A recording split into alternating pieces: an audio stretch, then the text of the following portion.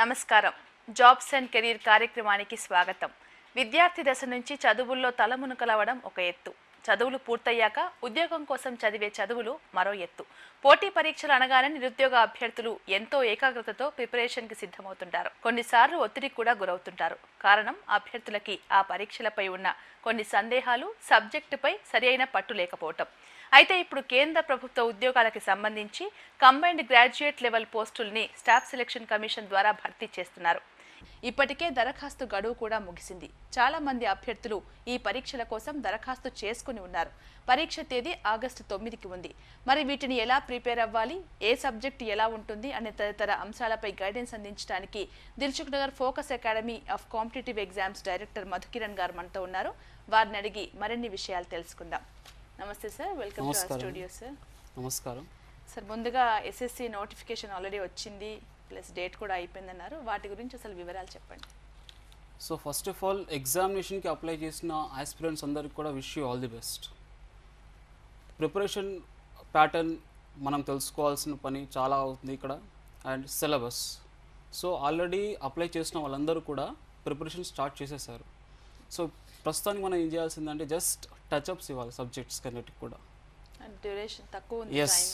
Yes ఈ టైంలో preparation చేసిందంతా కూడా పక్కన పెట్టేసి జస్ట్ ఎగ్జామినేషన్ మోడల్ పేపర్స్ మాత్రమే ప్రాక్టీస్ చేయాలి. ఎస్పెషల్గా చాప్టర్ వైజ్గా ప్రాక్టీస్ చేయాల్సిన టైం ఆల్రెడీ ముగిసిపోయింది. సో మనకున్నది కేవలం జస్ట్ 2 వారాల గడువు మాత్రమే. ఈ టైంలో మోడల్ పేపర్స్ ఎన్ని చేస్తే అంత మంచిది. సార్, వీటిలో అతి ముఖ్యమైన పోస్టులు ఏంటి? చాలామంది అభ్యర్థులు అప్లై చేసేటప్పుడు పోస్ట్ ప్రిఫరెన్స్ ఎట్లా ఇవ్వాలి? పోస్ట్ ప్రిఫరెన్స్ ఓకే, చాలా ఇంపార్టెంట్ అండి. ఇక్కడ చాలామంది అభ్యర్థులు ఏం చేస్తారంటే అప్లై చేసేటప్పుడు జస్ట్ ఎస్ఎస్సి సిజిఎల్ నోటిఫికేషన్ వచ్చింది, అప్లై చేయాలి, పార్ట్ 1 పార్ట్ 2 అప్లై చేయాల్సి ఉంటుంది. పార్ట్ 1 ఫిలప్ చేసిన తర్వాత పార్ట్ 2లో పోస్ట్ ప్రిఫరెన్స్ ఉంటుంది. అక్కడ వరుసగా పోస్టులని అప్లై చేసుకుంటూ వెళ్ళిపోతారు, ప్రిఫరెన్స్ ఇచ్చుకుంటూ ABCDEFG అని చెప్పేసి అలా దాదాపుగా 30 పోస్ట్ ప్రిఫరెన్స్ ఉంటుంది. ఆ 30 పోస్ట్ ప్రిఫరెన్స్ అని కూడా ఇచ్చుకుంటూ వెళ్ళిపోతారు అనమాట. మనం ముందుగా ఇక్కడ గ్రహించాల్సింది ఏంటంటే ఏ మినిస్ట్రీకి మనం బాగా సూట్ అవుతాము. For example ministry of external affairs, ministry of defence, ministry of finance. So ఇలాంటి మినిస్ట్రీస్లో మంచి మంచి పోస్టులు ఉన్నాయి మనకి. సో ఆఫీసర్ స్కేల్ లెవెల్లో ఉందన్నమాట. మినిస్ట్రీ ఆఫ్ రైల్వేస్లో కూడా.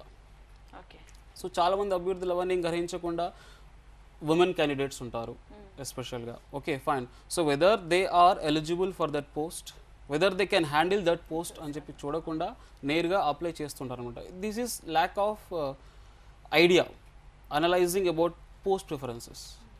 కొన్ని జాబ్స్ ఉన్నాయండి. For example central secretariat services, CSS, ఇదంతా కూడా ప్రైమ్ మినిస్టర్ ఆఫీస్లోనే ఉంటుంది. జాబ్ అంతా కూడా, జాబ్ కెరీర్ అంతా కూడా ఫైన్. సో ఢిల్లీలో వర్క్ చేయాల్సి ఉంటుంది అనమాట. సో ఢిల్లీలో వర్క్ చేయాలనుకునే వాళ్ళకి, క్యాబినెట్ సెక్రటరియట్లో వర్క్ చేయాలనుకునే వాళ్ళకి ఇది మంచి అవకాశం. Assistants in CSS. సో ఇలాంటి పోస్ట్ అని కూడా చూసుకుంటూ కొద్దిమంది ఉంటారు like they are willing to work in intelligence bureau. నేను CBI ఆఫీసర్ కావాలి, ఇంటెలిజెన్స్ బ్యూరో వర్క్ చేయాలి అని చెప్పేసి ఉంటుంది. కొద్దిమందికి పోలీస్ ఆఫీసర్ కావాలని ఉంటుంది. సో అలాంటప్పుడు వాళ్ళందరూ కూడా పోస్ట్ ప్రిఫరెన్స్ బాగా చదివి దాని తర్వాత వాటిని అప్లై చేసుకుంటే బాగుంటుంది. ఓకే సార్, అంటే దాంట్లో టాప్ అసలు ఆర్డర్ ఎలా ఉంటుంది జనరల్గా? సో ఆర్డర్ అంటూ ఏమీ ఉండదండి జనరల్గా. Okay fine. సో మన లైక్ ఎలిజిబిలిటీని బట్టి, మన క్వాలిఫికేషన్ని బట్టి మనం అప్లై చేసుకోవటం. సో ముందుగా SSC CGL combined graduate level. So ఇందులో డెస్క్ జాబ్ ఉంటుంది, అలానే ఫీల్డ్ వర్క్ జాబ్స్ కూడా ఉంటుందండి. ఫైన్. డెస్క్ జాబ్ అనగానే మనకి సెంట్రల్ సెక్రటరియట్లో అసిస్టెంట్స్ లాంటి, ఫీల్డ్ వర్క్ అనగానే income tax officers, assistants in intelligence officers ఇవన్నీ ఉంటాయి అన్నమాట. సో ఫీల్డ్ వర్క్లోకి వెళ్ళి వర్క్ చేయాల్సి ఉంటుంది. So in such case so women అన్నది ప్రిఫర్ చేసుకోవాలి. ఫీల్డ్ వర్క్ బాగుంటుందా, లేకపోతే I should work for desk job లాంటి ప్రిఫర్ చేసుకోవాలి. కొంతమంది ఇంట్రెస్టెడ్ కూడా ఉంటారు ఫీల్డ్ వర్క్, అట్లా వాళ్ళ ప్రిఫరెన్సెస్. ఛాలెంజింగ్ జాబ్స్ అన్నమాట ఇవి. నేమ్ అండ్ ఫేమ్ బాగా ఉన్న జాబ్స్ అన్నమాట. Field work always will bring name and fame. Okay sir, దీంట్లో SSCలో CGL ఎగ్జామ్ ఎలా ప్రిపేర్ అవ్వాలి? వాటి కోసం ఇప్పుడు ఇంకా లాస్ట్ స్టేజ్కి వచ్చింది కాబట్టి ప్రిపరేషన్ తక్కువగా ఉంది, వాటి కోసం టిప్స్ చెప్పండి. Okay fine. So SSC CGL exam అన్నది చాలా ఇంపార్టెంట్ అండి. Okay, for all the graduate students. ఇందులో ఏంటంటే any graduate is eligible to write SSC CGL. ఎందుకంటే ఆల్ సెంట్రల్ గవర్నమెంట్ డిపార్ట్మెంట్స్లో ఉన్న వేకెంట్స్ అన్నిటిని కూడా ఫిలప్ చేస్తుంది కాబట్టి. సో ముందుగా టాప్ పొజిషన్స్ని ఫిలప్ చేసేది UPSC, union public service commission, IAS, IPS, IRS లాంటి పోస్టులు. తర్వాత వాటికి సబార్డినేట్గా గ్రూప్ బి, గ్రూప్ సి పోస్టులని ఫిలప్ చేసేది SSC, staff selection commission. So ఇలాంటప్పుడు మనం చూసుకోవాలన్నమాట. So we're ready to work for central government అని చెప్పేసి. సో ప్రిపరేషన్ పరంగా చూస్తే మాత్రం ఖచ్చితంగా సెంట్రల్ గవర్నమెంట్ కండక్ట్ చేసే ఏ ఎగ్జామ్ అయినా, మోడల్ పేపర్ అయినా పర్లేదు, ప్రీవియస్ పేపర్స్ అయినా పర్లేదు, వాటిని క్షుణ్ణంగా పరిశీలించి దాని తర్వాతనే ప్రిపరేషన్ సాగించాల్సి ఉంటుంది. ప్రతి అభ్యర్థి అండి అప్లై చేసిన వెంటనే ఫస్ట్ గమనించాల్సింది సిలబస్. ముందు మనం చూస్తాము ఎగ్జామినేషన్ ప్యాటర్న్ ఎలా ఉంది అని చెప్పేసి. సో ఎగ్జామినేషన్ ప్యాటర్న్ తర్వాత we need to see the syllabus అనమాట. ఇక్కడ సిలబస్ చూసిన తర్వాత మోడల్ పేపర్స్ పర్చేస్ చేసి ఆ మోడల్ పేపర్స్ ప్రకారమే ప్రాక్టీస్ చేయాల్సి ఉంటుంది. Okay, first of all SSC CGL 3 లెవెల్స్లో ఉంటుందండి. Tyre 1, tyre 2, tyre 3. టైర్ 1 అన్నది ఆబ్జెక్టివ్ టైప్, టైర్ 2 కూడా ఆబ్జెక్టివ్ టైప్ ఉంటుంది. తర్వాత టైర్ 3 అన్నది ఇంటర్వ్యూ లెవెల్ అనమాట, పర్సనాలిటీ టెస్ట్ ఉంటుంది ఇక్కడ. సో ముందుగా టైర్ 1 లెవెల్లో మనకి 4 సెక్షన్స్ ఉంటాయి, 200 marks. Each section carries 50 marks అనమాట. సో సెక్షన్ ఏ వచ్చేసి general intelligence, next general awareness, quantitative aptitude, general English. Marks ఎట్లా డివైడ్ అయితే సార్ వాటికి? ఈచ్ 50 మార్క్స్ అండి. ఫైన్. సో ఇక్కడ వచ్చేసి మామూలుగా స్టూడెంట్స్ అన్న వాళ్ళు బ్యాంక్స్కి అప్లై చేస్తుంటారు, రైల్వేస్కి అప్లై చేస్తుంటారు, ఇన్సూరెన్స్ ఎగ్జామ్స్కి అప్లై చేస్తుంటారు, అలానే ఎస్ఎస్సి ఎగ్జామ్స్ కూడా అప్లై చేస్తుంటారు.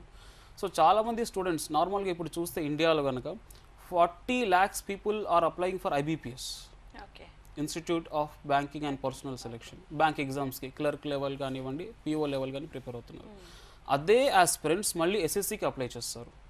But they fail in preparation strategies. Main thing is ఇక్కడ బ్యాంక్ ఎగ్జామ్స్లో లాగా ఆప్టిట్యూడ్ ఉంటుంది, రీజనింగ్ ఉంటుంది, ఇంగ్లీష్ ఉంటుంది. బట్ జనరల్ స్టడీస్ విభాగానికి వచ్చిన తర్వాత కన్ఫ్యూజన్కి లోన్ అవుతున్నారు. ఎందుకంటే బ్యాంక్ ఎగ్జామ్స్లో మనకి జనరల్ అవేర్నెస్ ఉంటుంది, ఎస్ఎస్సి ఎగ్జామ్స్లో మనకి జనరల్ స్టడీస్ ఉంటుంది. డిఫరెన్స్ ఏంటంటే బ్యాంక్ ఎగ్జామ్స్లో awareness regarding that bank or about banking sector and current affairs. ఇక్కడ ఎస్ఎస్సి ఎగ్జామ్స్లో మనకి మెయిన్గా జనరల్ స్టడీస్ పార్ట్ ఉంటుందండి. Okay, fine. The subjects which have studied until your 10th class, school లెవెల్లో చదువుకున్న సబ్జెక్ట్స్ అన్ని కూడా మళ్ళీ ఇక్కడ ఇంకోసారి మళ్ళీ మనం ఒకసారి బుక్స్ అన్ని తిరిగేసామంటే హ్యాపీగా ఎస్ఎస్సి ఎగ్జామ్స్ కూడా పాస్ కావచ్చు. Like subjects like SS general studies ఎలా అయితే ఉంటుందో అలానే ఉంటుందన్నమాట. కాస్త లో లెవెల్లో ఉంటుంది ఎగ్జామినేషన్ ఇంటెన్సిటీ అంతా కూడా. క్వశ్చన్స్ అన్నీ కూడా కాస్త ఇంటెన్సిటీ తక్కువగా ఉంటుంది. మనం ముఖ్యంగా చూడాల్సింది ఏంటంటే సబ్జెక్ట్స్ ఏంటివి జనరల్ స్టడీస్లో అన్నది. ఫైన్. లైక్ యూసీ పాలిటీ కానివ్వండి, Indian polity, Indian economy, Indian geography, world geography, next history. So హిస్టరీలో మళ్ళీ ఏన్షియంట్ హిస్టరీ ఏంటి, మెడివల్ హిస్టరీ ఏంటి, మోడర్న్ హిస్టరీ ఏంటి. సో ఇవన్నీ కూడా మనం గమనించాల్సి ఉంటుంది అనమాట. వీటితో పాటుగా జనరల్ సైన్స్, మళ్ళీ physics, chemistry, biology. So important facts అవన్నీ కూడా మనం ఒకసారి తిరగాలండి, బుక్స్ అన్ని కూడా తిరగాల్సి ఉంటుంది ప్రతి సబ్జెక్ట్లోనూ. అండ్ ఆల్సో కరెంట్ అఫైర్స్ ఖచ్చితంగా ఉంటుందన్నమాట. సో ఈ సబ్జెక్ట్ అనేది కాస్త వ్యాస్ట్గా ఉంటుందండి. అండ్ క్వశ్చన్ కూడా హై లెవెల్లోనే అడుగుతారు for aptitude and for reasoning. But we can surely achieve SSC CGL examination, also CHSL examinations. SSC conduct చేసే ఎగ్జామ్స్ అన్నీ కూడా ఈజీగా మనం గ్రాస్ప్ చేయొచ్చు. ఖచ్చితంగా అటెంప్ట్ ఇచ్చేసి మనం ఖచ్చితంగా ఎస్ఎస్సి ఎగ్జామ్స్ని కొట్టవచ్చు అనమాట. So secret is nothing but model పేపర్స్ని బాగా క్షుణ్ణంగా, ప్రీవియస్ పేపర్స్ని బాగా క్షుణ్ణంగా పరిశీలించాలి. అలానే మోడల్ పేపర్స్ని బాగా ప్రాక్టీసింగ్ చేయాలి. లెవెల్ ఆఫ్ ఎగ్జామినేషన్ ఒకే విధంగా ఉంటుంది కాబట్టి.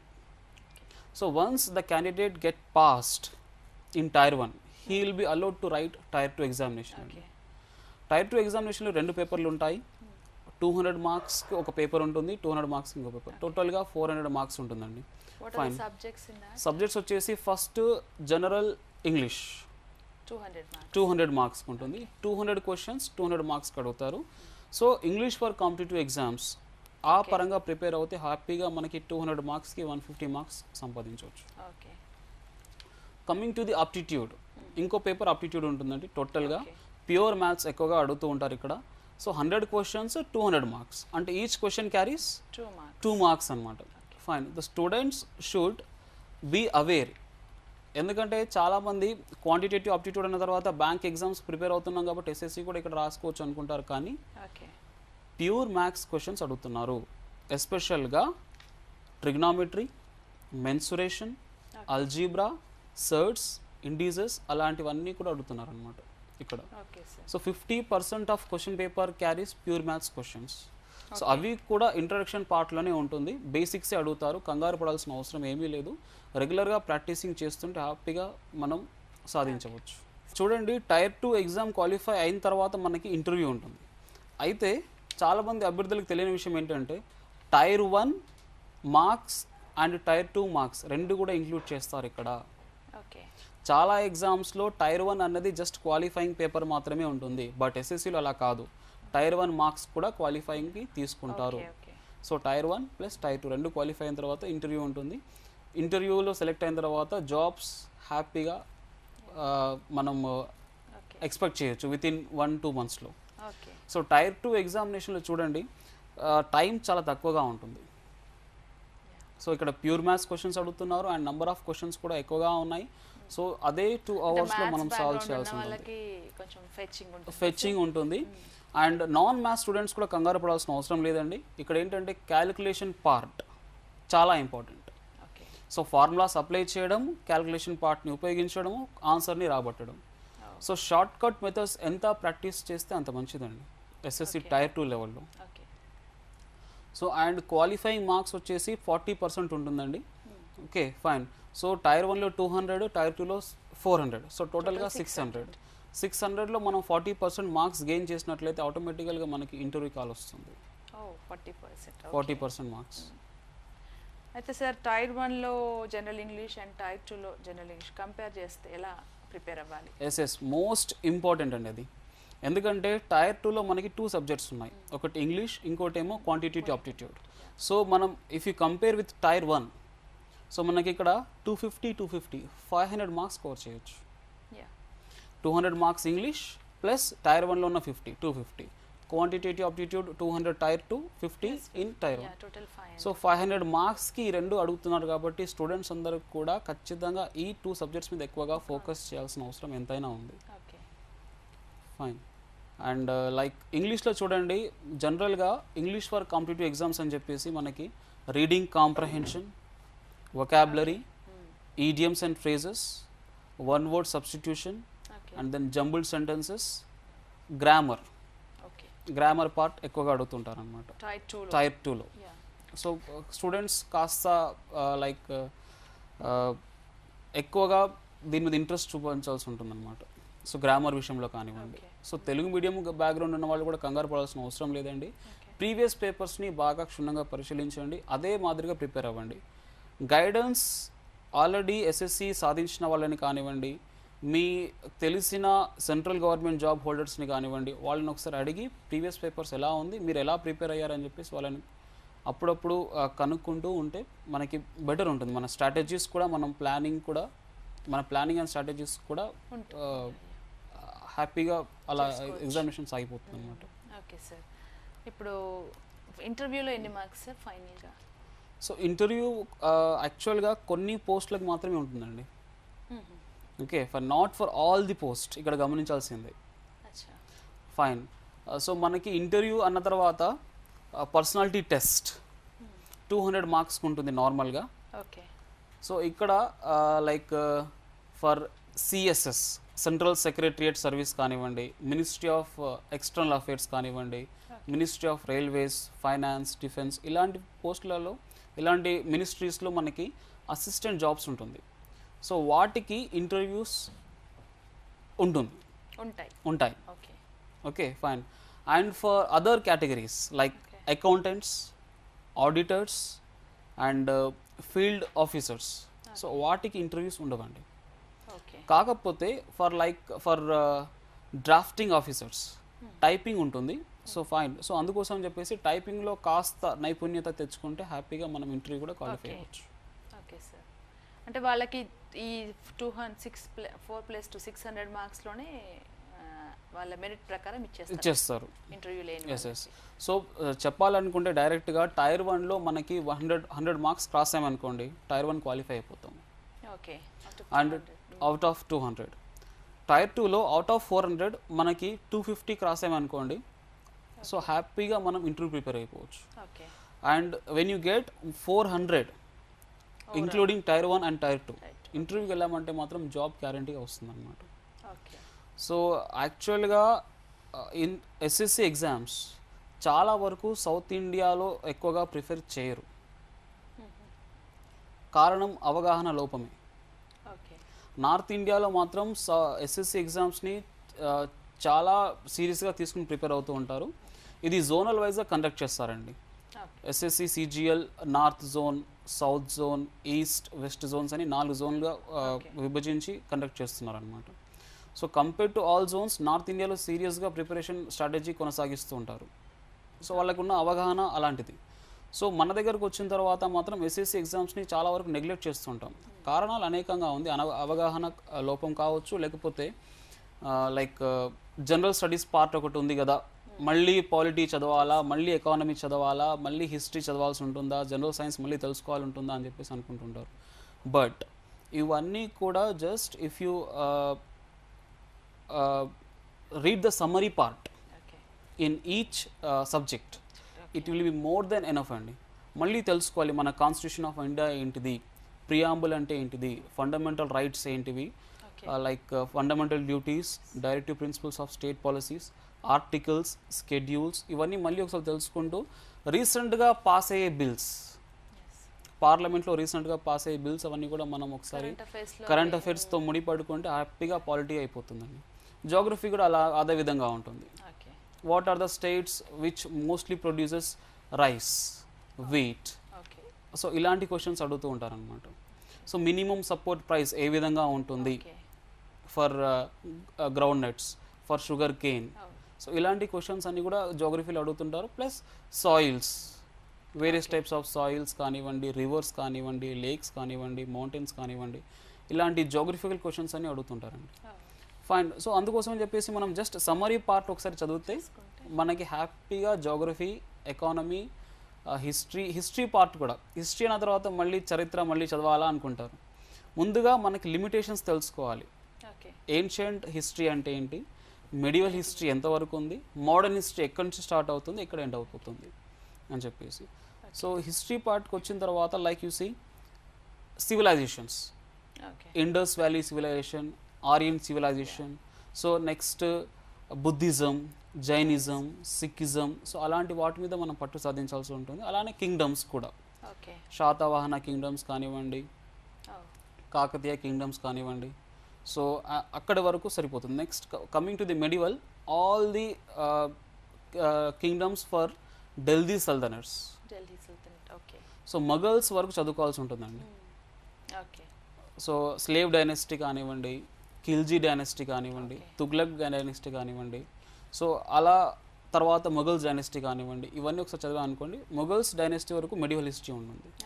సో 1857 రివల్ట్ నుండి 1947 రివల్ట్ వరకు ఇండిపెండెన్స్ మూమెంట్ అంటారు, లేకపోతే మోడర్న్ హిస్టరీ అంటారు. సో జస్ట్ రిఫార్మ్స్ చదువుకోండి, ఇంపార్టెంట్ రిఫార్మ్స్ కానివ్వండి, రెవల్యూషనరీ మూమెంట్స్ కానివ్వండి, ఇవి చదువుకుంటే హ్యాపీగా హిస్టరీలో మనం మార్క్స్ బాగా ఏం చేయొచ్చు. Okay sir. అయితే ఇప్పుడు నెగటివ్ మార్కింగ్ ఉందా సార్ వీటిలో? Yes. For tier 1 negative marking ఉంది, ఫర్ టైర్ 2లో కూడా నెగిటివ్ మార్కింగ్ ఉందండి. కామన్గా 0.25 నెగిటివ్ మార్కింగ్ ఉంటుంది అనమాట. కాకపోతే ఇక్కడ గమనించాల్సింది సెక్షనల్ కట్ ఆఫ్ లేదు. ఓకే. ఫైన్. సో ఇదొక వరం లాంటిది అనమాట అభ్యర్థులందరికీ కూడా. సో కొద్దిమందికి ఇంగ్లీష్లో పట్టు సాధించలేము సార్, మేము ఇంగ్లీష్లో కష్టంగా ఉంది, కొద్దిమందికి క్వాంటిటేటివ్ అప్టిలో కష్టం అనిపిస్తుంటుంది. సో అలాంటప్పుడు స్టూడెంట్స్ ఏం చేయాలి అంటే, వాళ్ళకి ఇంపార్టెంట్ సెక్షన్స్ ఏంటివి, అంటే ఇష్టమైన సెక్షన్స్ ఏంటివి, వాళ్ళు చేయగలిగే సెక్షన్స్ ఏంటివి, ఇవి చూసుకొని వాటిలో మార్క్స్ ఎక్కువ గెయిన్ చేయడము. అండ్ ఇంగ్లీష్లో నాకు కాస్త తక్కువగా వచ్చేటట్టుగా ఉంది సార్ అని చెప్పేసి, నో ప్రాబ్లం. ఓకే 50 మార్క్స్ కాకపోయినా you try to gain 20 to 25 marks. నేను అర్థమెటిక్ బాగా చేస్తాను sir. Okay fine, you just gain 40+ marks in arithmetic okay out of 50 marks. It is possible అండి ఎస్ఎస్సిలో. Okay okay okay sir. అయితే చివరిగా ఇప్పుడు ఇంత ప్రిపేర్ అయ్యి ఆల్రెడీ అభ్యర్థులంతా ప్రిపేర్ అయ్యి ఉన్నారు, ఎగ్జామ్ దగ్గర పడుతుంది కాబట్టి చివరి క్షణాల్లో మీరు ఇచ్చే సూచనలు సలహాలు ఏంటి వాళ్ళకి తీసుకోవాల్సింది? సో చివరి క్షణాల్లో చూడాల్సిందంతా కూడా మోడల్ పేపర్స్ అండి. Okay so previous papers already చూసుంటారు, గ్రాండ్ టెస్ట్లు అన్ని రాసుంటారు. సో ప్రస్తుతానికి మీరు చేయాల్సిందంతా కూడా ప్రాక్టీసింగ్ పేపర్స్ని మళ్ళీ మళ్ళీ ప్రాక్టీసింగ్ చేయడమే. Okay so practicing makes man perfect అన్నట్టుగా, సో ఒక రోజుకి అట్లీస్ట్ 2 పేపర్స్ ప్రాక్టీస్ చేయండి, model papers. Okay okay fine. అలానే జనరల్ స్టడీస్ పార్ట్ని కూడా ప్రతిరోజు 1 అవర్ చదవాలి, 1 అవర్ కంపల్సరీగా. అప్పుడే ఎగ్జామినేషన్లో గుర్తుంటుంది, లేకపోతే కన్ఫ్యూజ్ అయిపోతూ ఉంటారు స్టూడెంట్స్ చాలామంది. సో జనరల్ స్టడీస్ పార్ట్కి వచ్చిన తర్వాత క్వాంటిటేటివ్ ఆప్టిట్యూడ్ కూడా ఎవ్రీడే ఖచ్చితంగా ఆల్ ఫార్ములాస్. సో అన్ని చాప్టర్స్ ప్రాక్టీసింగ్ చేయకపోయినా కూడా అన్ని చాప్టర్స్ సంబంధించిన ఫార్ములాస్ అన్నీ కూడా ఒక విధంగా రాసుకోవడం, ఒక పేపర్లో నోట్ డౌన్ చేసుకోవడం, మళ్ళీ మళ్ళీ వాటిని రిమెంబర్ చేసుకోవడానికి ట్రై చేయడం రిపీటెడ్గా. సో ఇలాంటివన్నీ చేస్తూ ఉండాలి. రీజనింగ్ పార్ట్ వచ్చిన తర్వాత చాలా ఇంపార్టెంట్ పార్ట్ రీజనింగ్ అండి, ఎందుకంటే స్కోరింగ్ ఎక్కువగా ఉంటుంది కాబట్టి. ఆస్పిరెంట్స్ 45 మార్క్స్ వరకు స్కోర్ చేయొచ్చు రీజనింగ్లో.